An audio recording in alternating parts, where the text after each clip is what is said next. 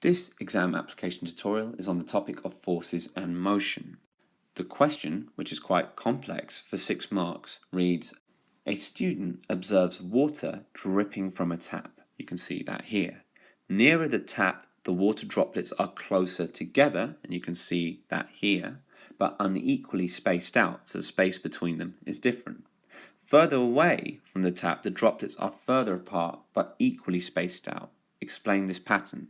So in other words, why are the droplets bunched up here at first, but then equally spaced out here?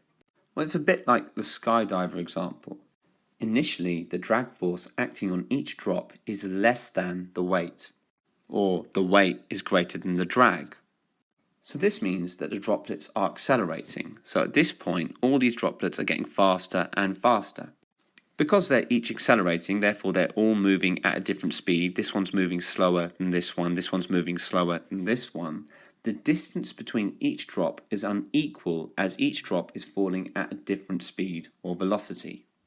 So that explains the motion here, why they are not equally spaced out.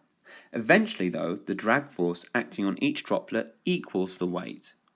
Now if you remember from skydiver example, so each drop now is falling at a constant speed. Remember, balance forces acting on a moving object means constant speed.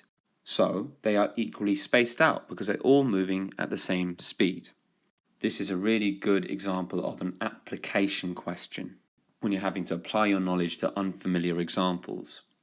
The better you get at these sorts of questions is basically what makes you an A-star student.